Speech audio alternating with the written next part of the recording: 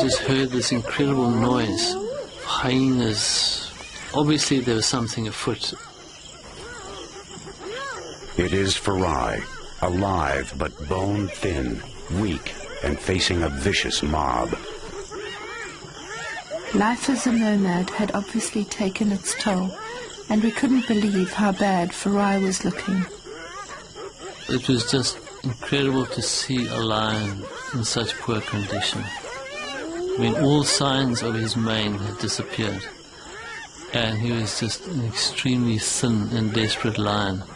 Farai is engaged in a fight for his life, and then comes the cavalry.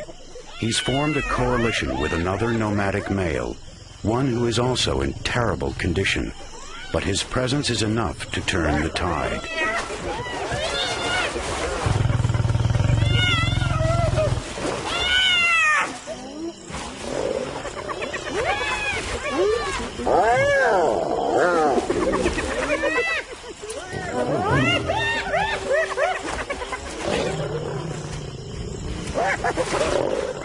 After a brief but desperate battle, the lions drive off the hyenas, and then exact a grisly revenge.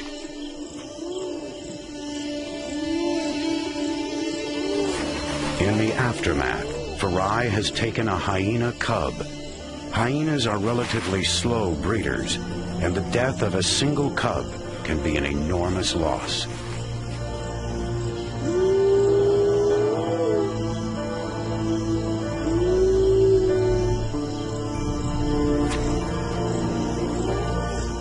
Farai seems almost too weak and exhausted to eat the cub.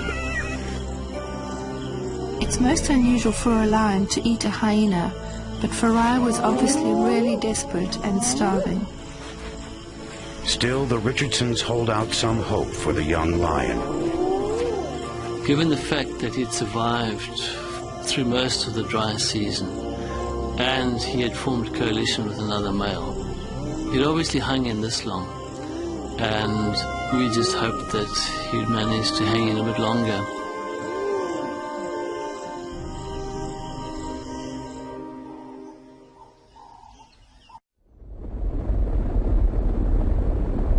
There is thunder in the valley. Here, great herds of buffalo make their way through a parched African landscape, responding to the siren call of water. Sweet and clear, a spring rises out of an otherwise dry riverbed, a rare oasis. It is also a trap. To get there, the animals must descend into a valley of death.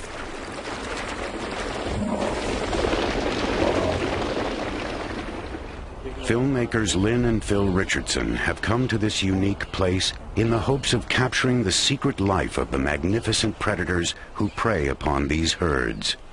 We went on an expedition in the Zambezi Valley, and during this trip we found this spring, which we realized would be perfect for lions.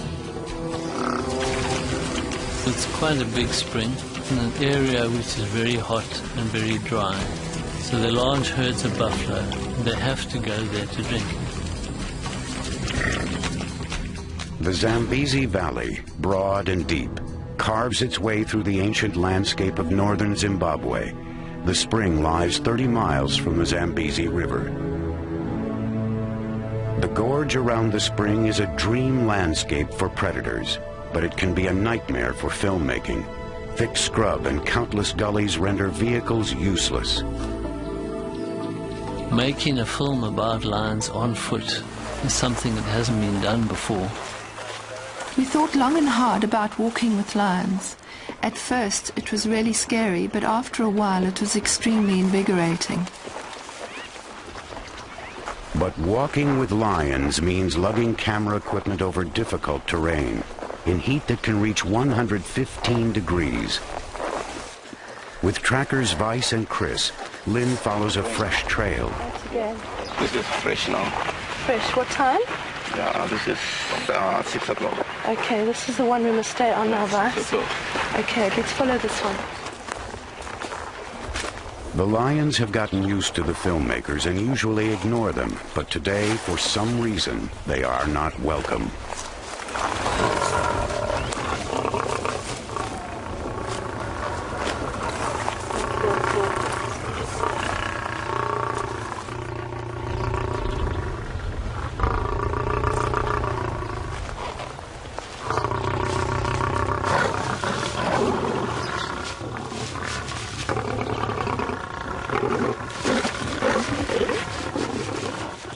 When a lion charges you, it's the most terrifying feeling, as if your heart has dropped out of your body.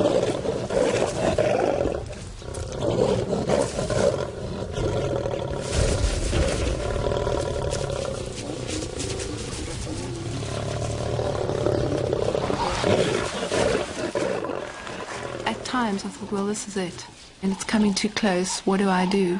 But thank goodness our trackers taught us not to move. And that was our saving grace. Sorry, Shumba. Very sorry. I think speaking to them very gently and quietly makes them relax. I'm certain of that. At first, Lynn assumes that they have stumbled upon sleeping lions. They're all sleeping here.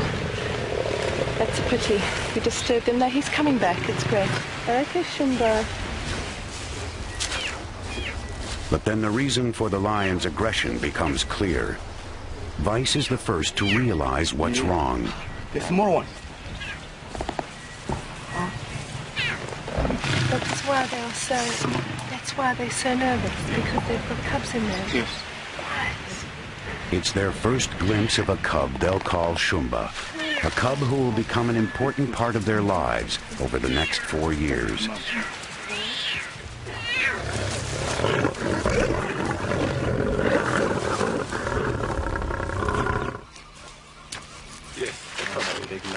Here's the big male. The lions seem to be headed for the spring. Phil, come in. Okay, Phil, we are between Elbow and Fig Tree. Lynn radios away. Phil so that he can get there before them and into his hide. The cub belongs to a lioness dubbed Mrs. Hunter. Phil hurries to get into position. A zoologist as well as a filmmaker, he is eager to get a glimpse of the newest member of the pride. He and Lynn have set up permanent hides at the best vantage points for observing the spring and the entrances to the gorge. Shooting from the hides has allowed the Richardsons to get to know each of the pride members as individuals. Kavingo, the dominant pride male, is the first to arrive. 9 adult and subadult females follow. Kavinga is the territorial male. He's actually a wonderful lion. He just has a superb confidence about him. And what's best is that he's relaxed with us and accepts us. Mrs. Hunter is the killer in the pride. She's very experienced, but she's also a fantastic and very gentle mother. Her cub Shumba was so confident and full of life, we knew from the outset that she was to be a very special lion.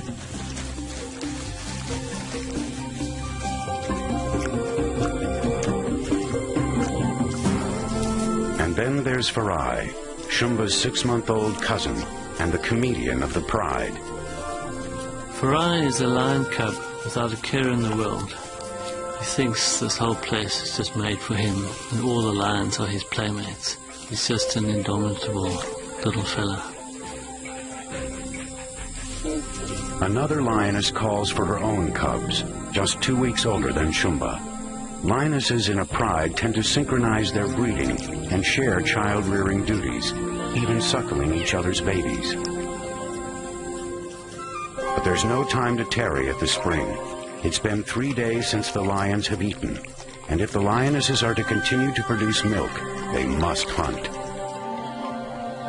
It's time to stash the cubs, and the lionesses have already picked out a perfect shelter, a tiny cave not far from the spring. While the cubs settle into their snug hideaway, the hungry adults head out. Farai, too young to hunt and too old to huddle in the cave, looks bereft at being left behind. At the height of the dry season, several herds of buffalo come to drink at the spring every day. The buffalo must be aware that lions haunt this place, but thirst leaves them no choice. The lions take up ambush positions at the entrances to the spring.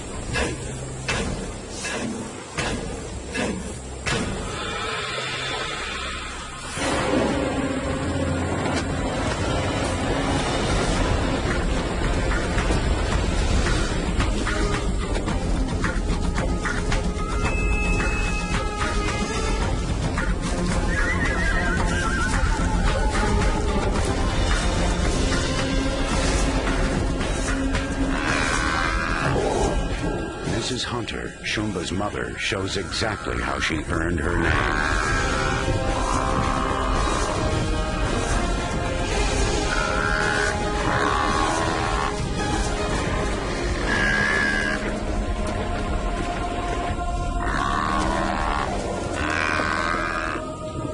Deftly, she hangs on to the thrashing one-ton animal, keeping out of reach of sharp hooves and horns. Finally, the rest of the pride arrives. It will take the combined weight and strength of all the lions to finish the buffalo off.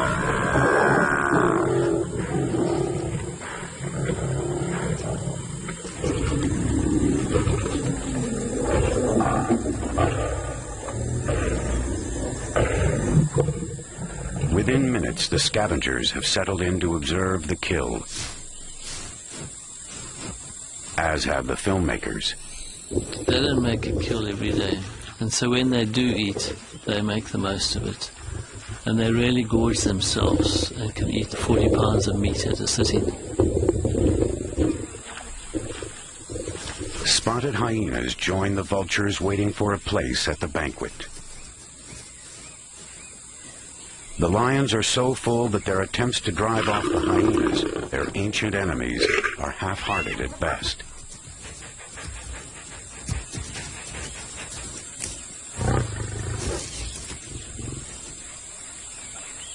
Now it's time for a good lie-down, something lions excel at.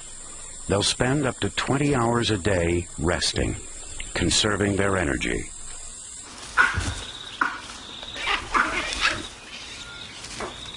But for the Richardsons, there's no time to nap. Back at camp, they have to prepare for a long night of filming. Okay, you got the lipstick? As dusk settles over the camp, some noisy neighbors roost in the trees above. For Phil and Lynn, the baboons are not just amusing. The baboons are quite helpful in a way. They're extremely vigilant, so when they're in camp, they act as a sort of security system for us and sound their alarm if a lion or leopard is approaching camp.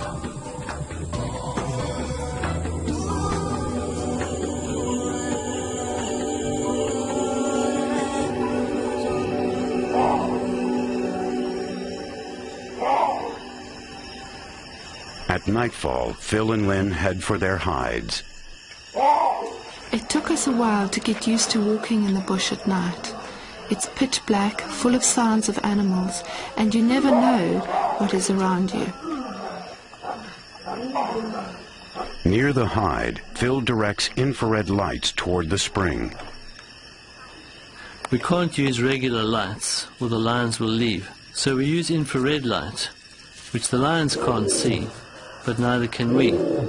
So we're blind except for what's visible through our infrared camera. When you switch on the lights, there's absolutely no change in the animal behavior at all. To keep your wits about you, because all you can see is what you see in your monitor.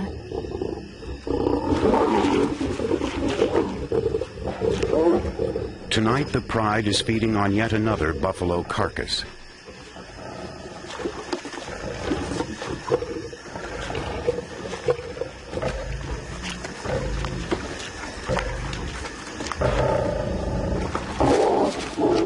The meal is an uneasy affair, with as much snarling as eating going on, and their dinner is about to be interrupted.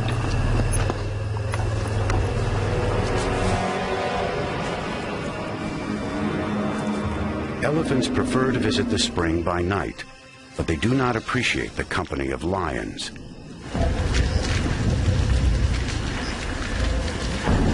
Protective cows crowd around their babies. The giant adults have little to fear from lions, but the big cats are the main predators of young elephant calves, and an ancient antagonism exists between the two species.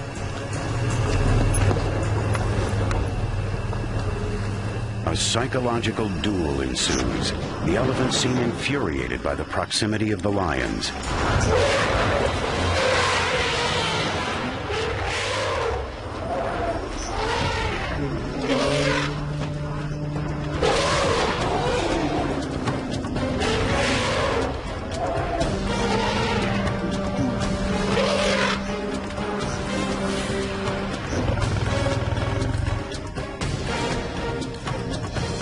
Finally, the lions retreat.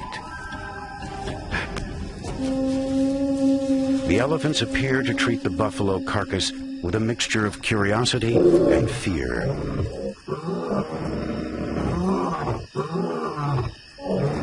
As if to deny their defeat, Farai, Mrs. Hunter, and Kavingo noisily announce that they are still the rightful kings of beasts. The adults in the pride are extremely tolerant of Farai. They put up with his antics with little more than a snarl or two.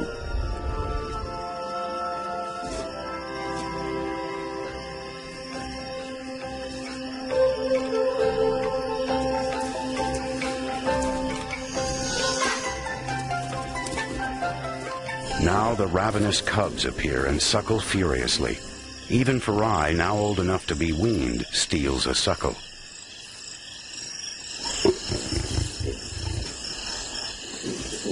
Eventually, the females decide that enough is enough.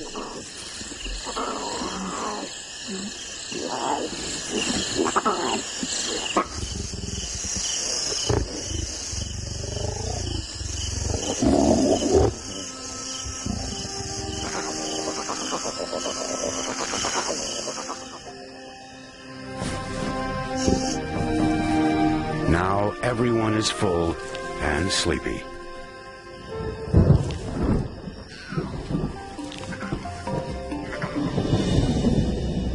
But the rumble of thunder interrupts the lion's reverie. This calm, balmy night is about to take a violent turn. Humidity blown in from the north heralds the end of the long, hot, dry season.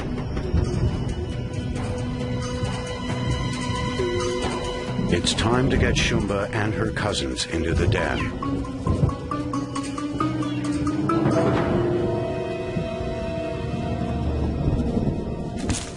The filmmakers, too, head for cover, hoping that they won't blunder into elephants or lions in the rumbling darkness.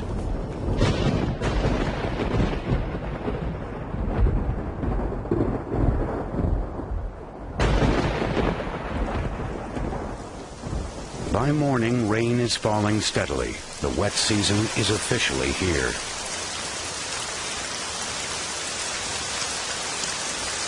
This is good news for the wild things in the area, but not for the film crew.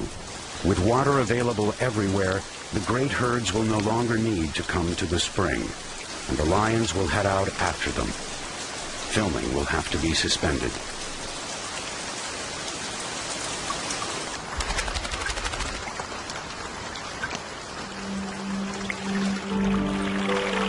When the rains come at the end of the dry season, the place transforms immediately. One day you'll have hundreds of animals coming to the spring, and the next it'll be totally deserted. We just didn't realize for how long it would be deserted.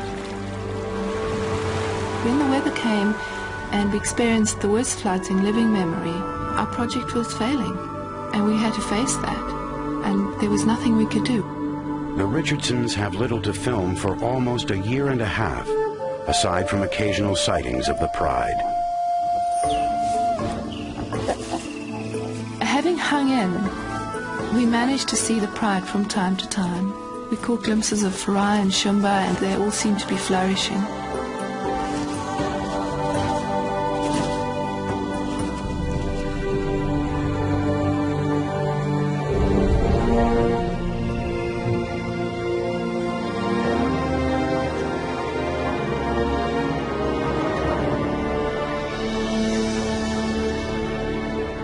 Finally, after 18 months of mostly lost filming, the weather turns and the landscape begins to dry out again.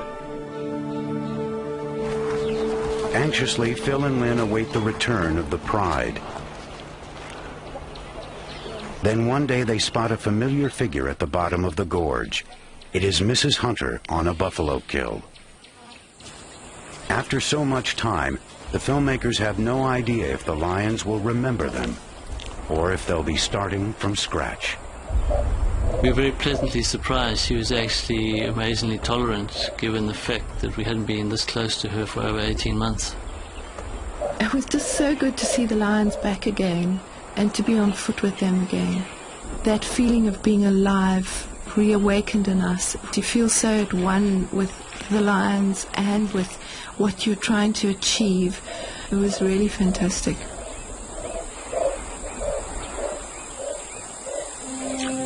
The filmmakers are delighted to see another lioness approach the kill. It's Shumba, now fully grown. But the lions have already gorged and abandoned the carcass after a few more mouthfuls. Instantly, the vultures seize the opening.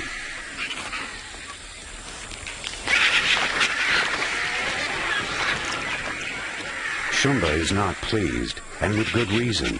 A vulture can consume 2 pounds of flesh in minutes.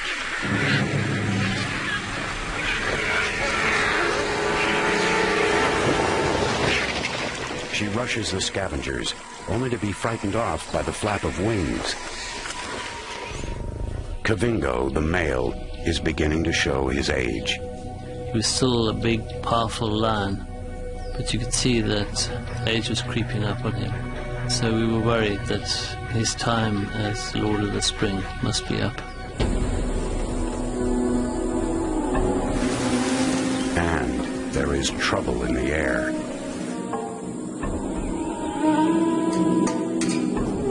For weeks, Kavingo has smelled the telltale signs of 2 young males wandering through his territory. They are after his lionesses.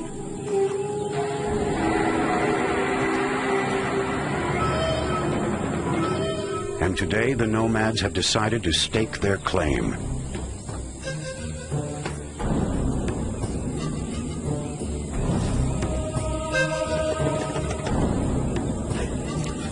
The young males are in their prime. Shumba and Farai, sensing trouble, head for cover. Kavingo has a choice to make: stand his ground or leave. The new males insolently scent mark over Kavingo's marks, and the older lionesses seem intrigued.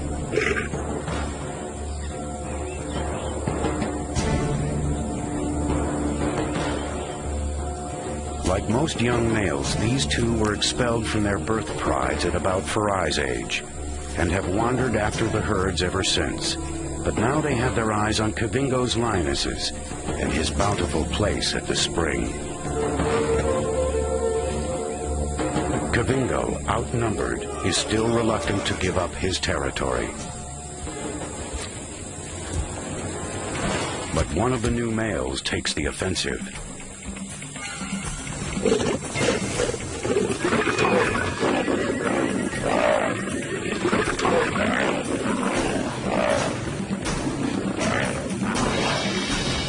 The battle is brief but decisive. The lionesses look on as Kavingo departs.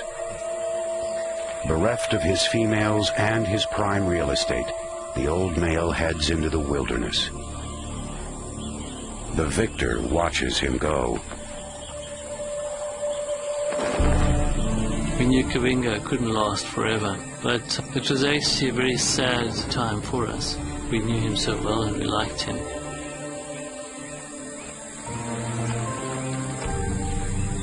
I was really sad to see Kavingo go, not only because we knew we'd never see him again, but because we got so attached to him.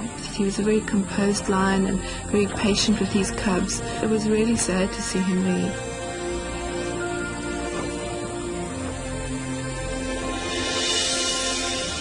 The arrival of the two new males seems to have unnerved the pride. Young Shumba and Farai take to the trees in terror. Farai's approaching the age when young males are driven from the pride. With tolerant Kavingo gone, his situation is precarious.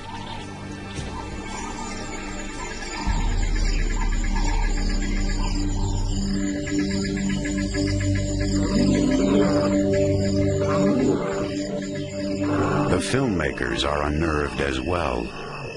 These lions came from nowhere. We'd never seen them before. They'd probably not laid their eyes on humans before. They kept running away when we went close to them. Hoping the lions will come to them, Phil and Lynn set up in a hide near the pride's favorite place to drink. They don't have to wait long. It's the larger of the new males, loudly roaring his claim to this territory.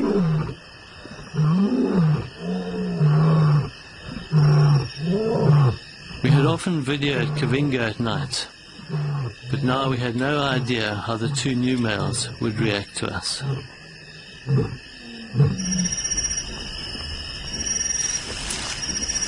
The adult lionesses seem to have accepted their new leader.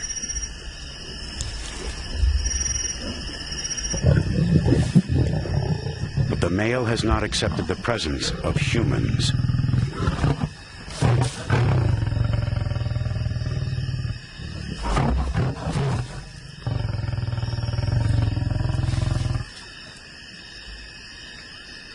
They're huge, powerful animals, and those growls and roars just rattle through your body. It's really scary at night.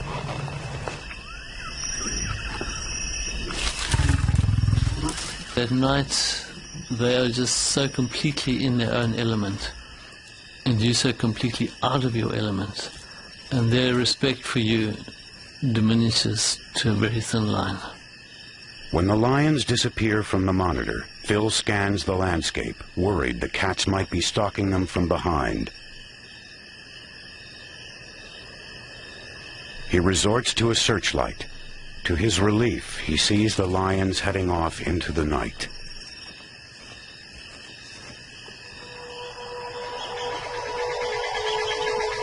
The dry season is deepening. Gradually, the last water in the riverbed evaporates, leaving the spring as the only surface water for miles around. Life becomes ever more desperate for the wildlife. A few miles from the spring, elephants gather in the withering heat, which now soars over 100 degrees. The riverbed looks dry, but the elephants are about to transform it. There are a few places where water level underground seems to rise up, and they dig wells to get down to the water.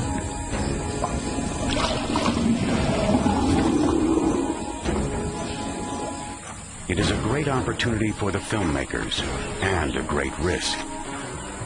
It's a lot more dangerous than working with lions on foot, because the mothers are so protective over their babies. Using their enormous bulk and strength, the elephants dig down to the water level to create mud wallows. The mud cools them and protects their hides from parasites. For the youngsters, wallowing is just plain fun. Baboons are happy to help themselves to the fruits of the elephant's labors. It's dangerous for baboon babies to wander. New males in the troop might kill them. Fortunately, these babies come equipped with restraining devices.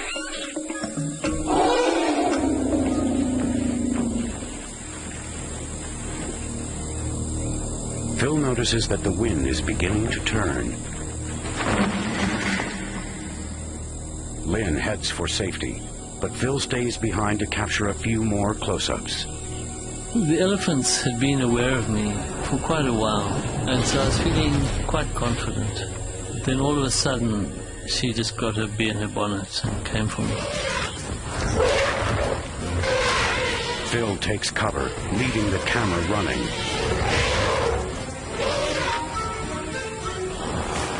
It was a pretty full-on charge because she stopped only 4 feet from the camera.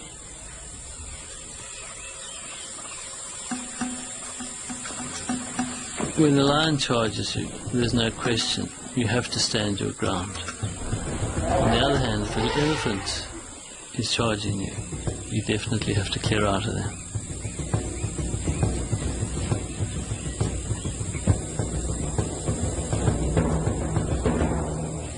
After the elephants depart, the pride makes its way to the dry riverbed to rest.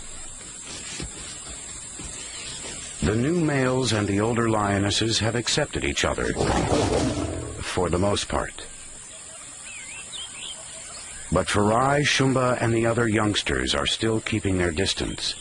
Their lives may yet be in danger from the new males.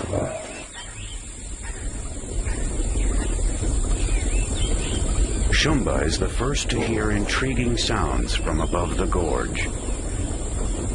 It's a large herd of buffalo, at least 200 strong.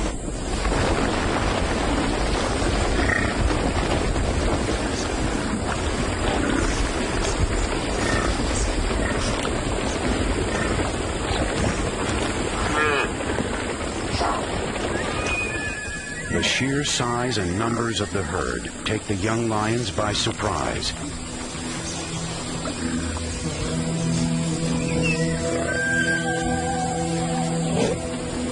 Shumba manages to spook one cow. Poor Farai manages to spook only himself, and the buffalo press their advantage.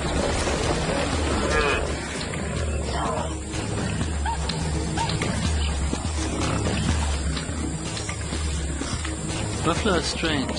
Sometimes they run, sometimes they charge. The buffalo probably saw these lions were particularly lacking in confidence and took the opportunity to chase them around. Probably made the buffalo feel good.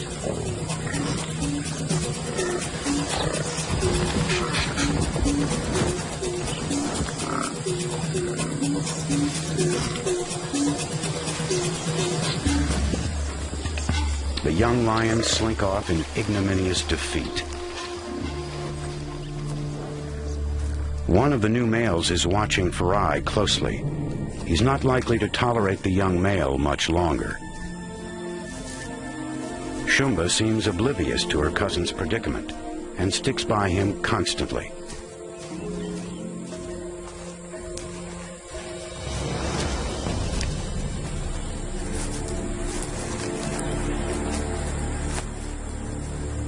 Sensing the new male's growing aggression, Farai heads off to take up the life of a nomad. We'd really grown to like him a lot, and it was sad to see him being eased out by these two big guys, because we knew that what lay ahead of him was a pretty tough time.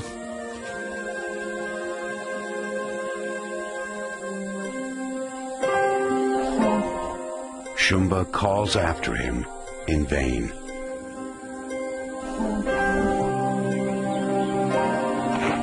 It is now the peak of another dry season. Water holes across this parched land have vanished.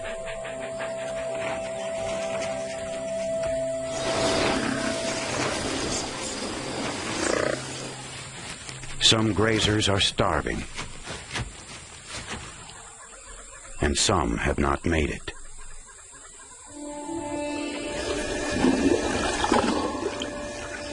The dead elephant has left behind an orphan.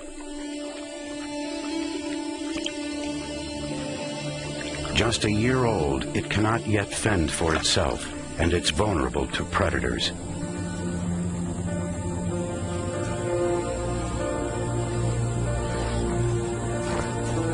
If it is not adopted, it has no chance.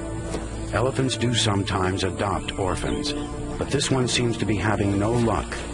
It may be the stress of the season, the battle for scarce resources, that causes the herd to reject the baby. Filming that little baby being rejected was so hard. I just thought, this is tough. Nature is so cruel at times. But it was really very sad to see that female push it away, and then it just went off on its own because it kind of got the message. And that was even harder because there was this tiny little thing that wasn't going to have much of a chance out on its own.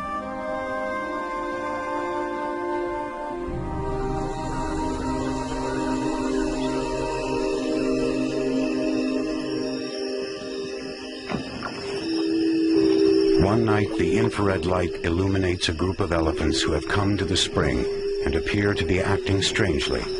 They seem both attracted and repelled by something.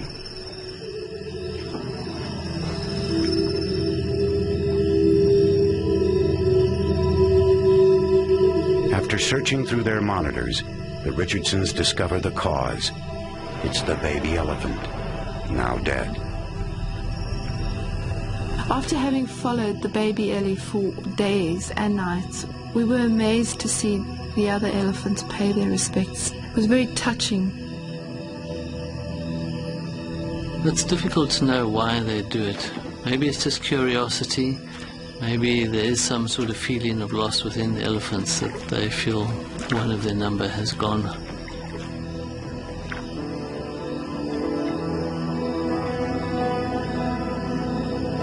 But there's no room for sentiment in nature. These are just the harsh realities of life at the spring.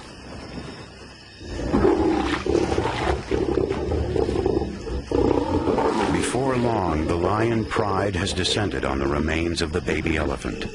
The size of the carcass brings together the entire pride for the first time since the arrival of the new males. The meal becomes a snarling, snappish affair.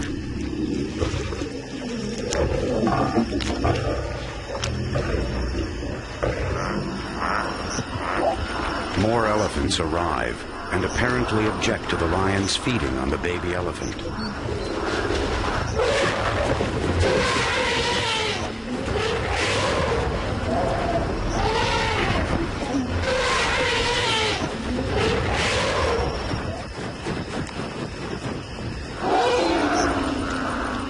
In the end, it's a standoff.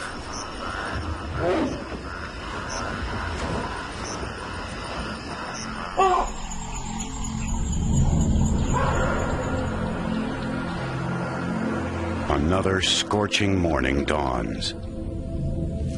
The baboon sentries take up their lookout posts in the trees as hundreds of impala descend into the gorge.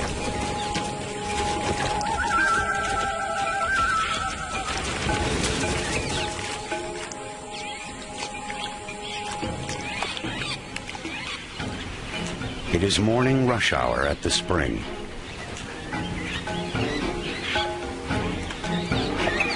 In anticipation of a hunt, Lynn has taken up a position in a hide.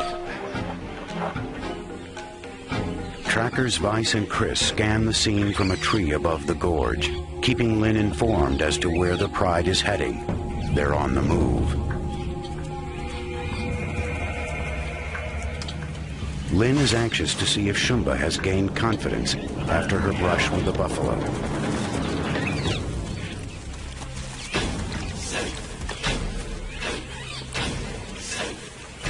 Everything was perfect. The gorge was filled with impala desperate to drink. Shumba was moving into a perfect position, and the rest of the pride had closed off all the entrances to the spring. I watched intensely and felt really excited to see her so engaged.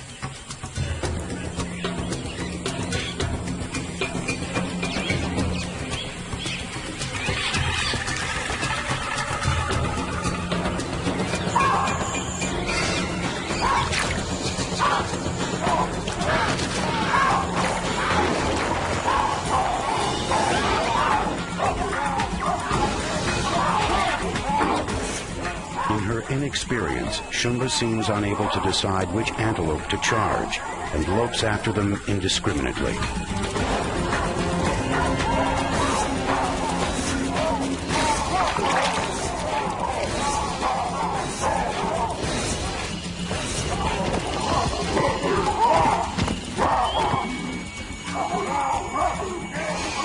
Then she spots a straggler.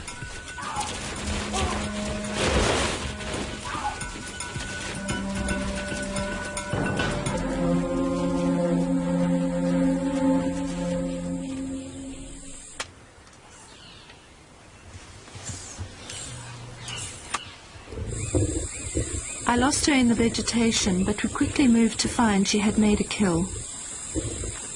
Shumba has finally come of age as a hunter.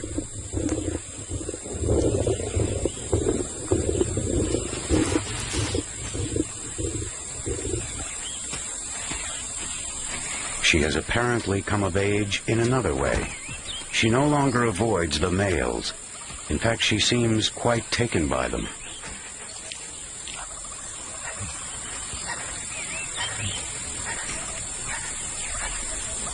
Both males have noticed her condition, but 2 males and 1 female in heat can be a powder keg.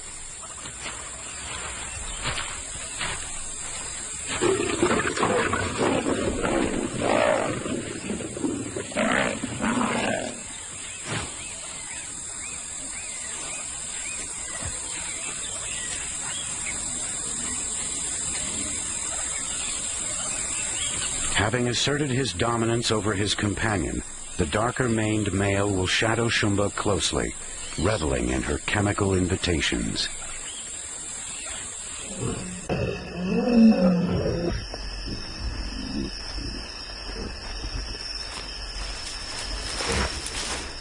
By nightfall, Shumba is in an amorous mood, and so is the dark-maned male. Their courtship will last about 3 days and nights, punctuated by mating about every 20 minutes.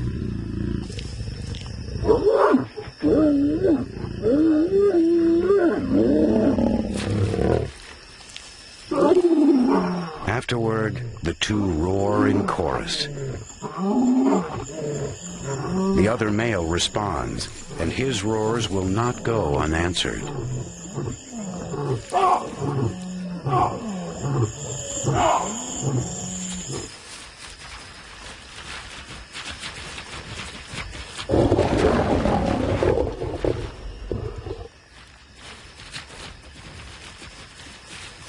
Having reprimanded his companion, the male returns to court Shumba once again.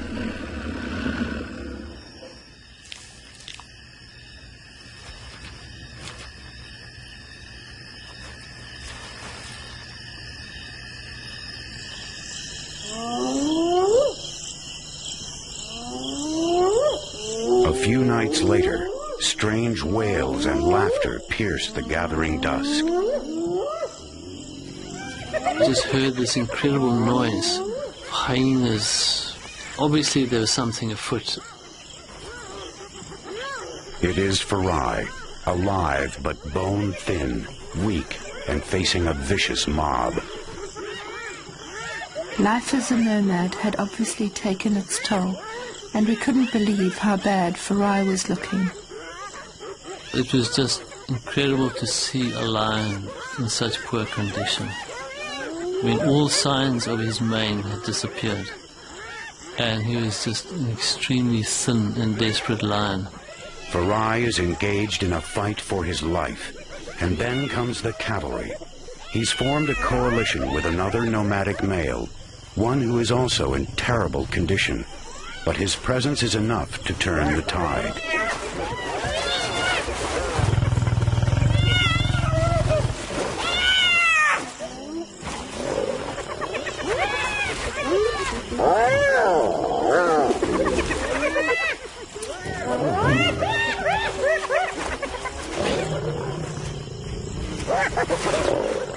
After a brief but desperate battle, the lions drive off the hyenas, and then exact a grisly revenge.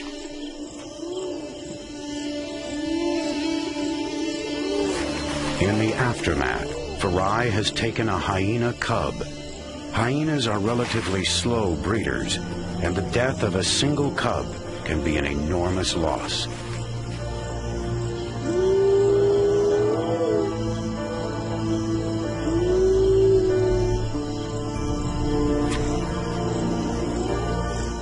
Farai seems almost too weak and exhausted to eat the cub.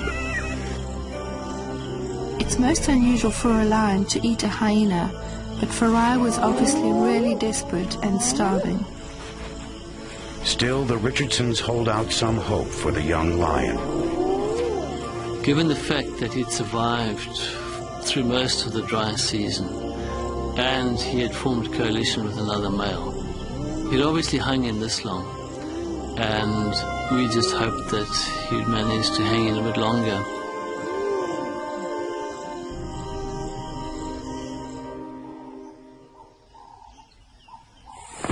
The next morning, Phil and trackers Chris Cross and Mike head out in the already soaring temperatures, strategizing where best to capture a hunt on film.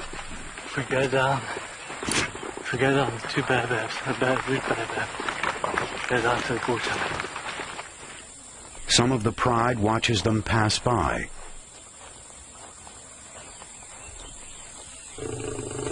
A few yards further on, warning grumbles emanate from a thicket. It's the dark-maned male.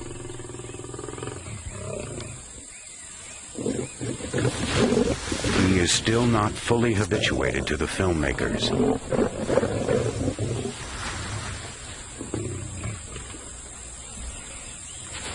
But soon the lions have lost interest in them. Something more pressing has their attention. Oh, there she is. Shumba is beginning to show her mother's intensity when it comes to stalking.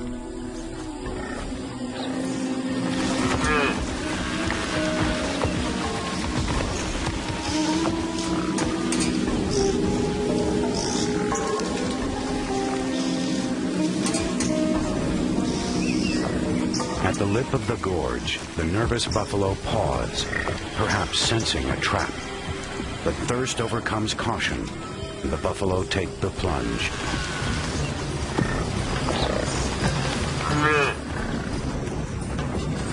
Each step closer to the water takes them closer to the big cats.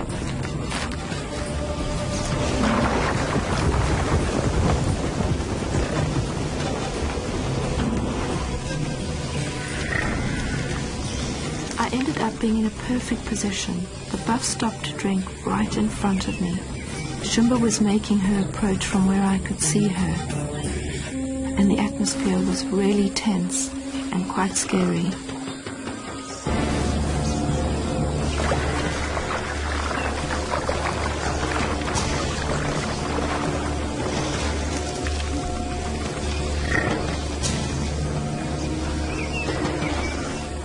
Shumba begins her stalk.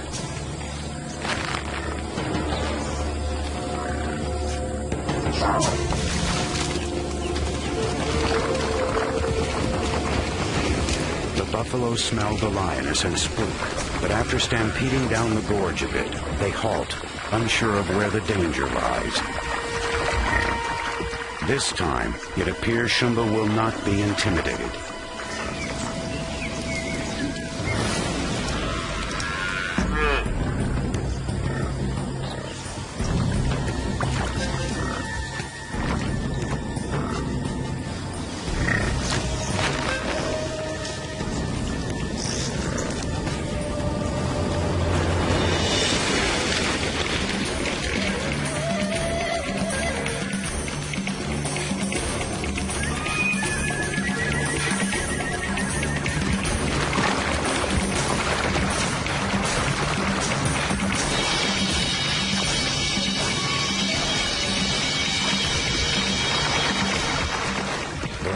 Thunders away from the young lioness.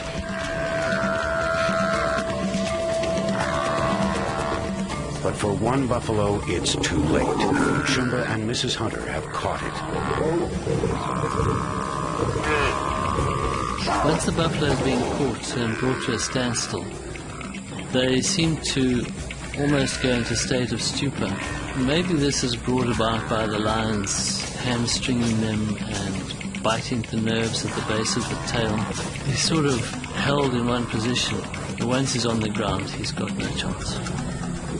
It will take the pride 20 minutes to kill the enormous beast.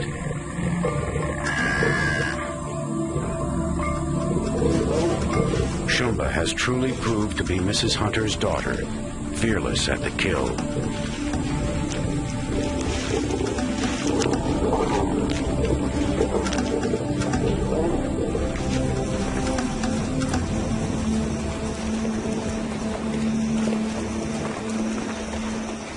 In the ensuing few weeks, it becomes clear that Shumba is up to something. The lions often used to lie up in the dry riverbed, but we noticed that Shumba was always there, and quite often on her own. So we suspected that she wasn't just lying up for comfort, but that something else was cooking.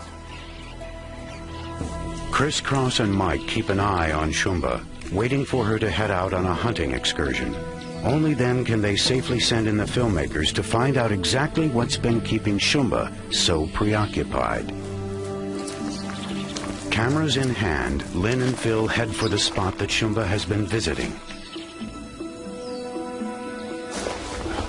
There, in a thicket that seems inadequate to protect something so precious, they find themselves in Shumba's den.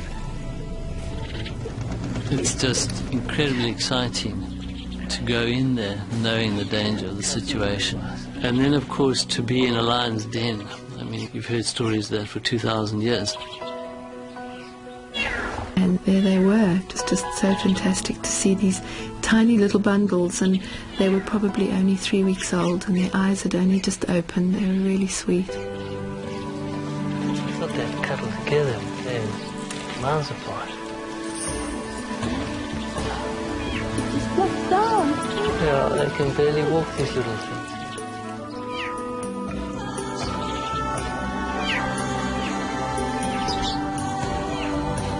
Chris, confirm he's still with the lioness, over. Phil radios the trackers to find that time is short. Shumba is heading back to her den.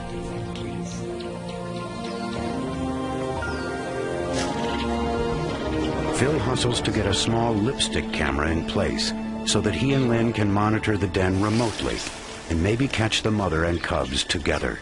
Hey, Leslie, let's clear out here. The lipstick's ready. Then it's time to go.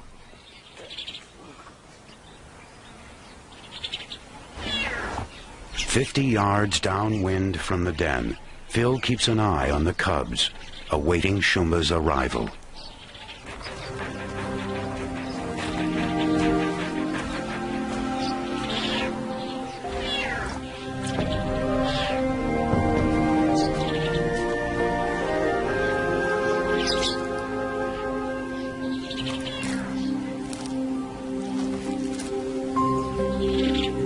I don't believe it, but the lioness is in the den.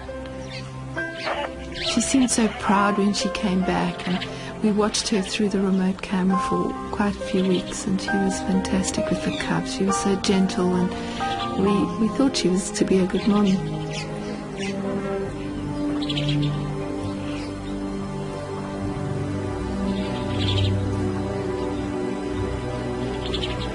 It's been the perfect ending to the Richardsons' time walking with lions.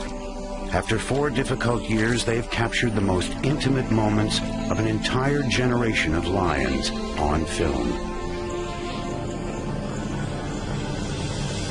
On the horizon, storm clouds have begun to gather.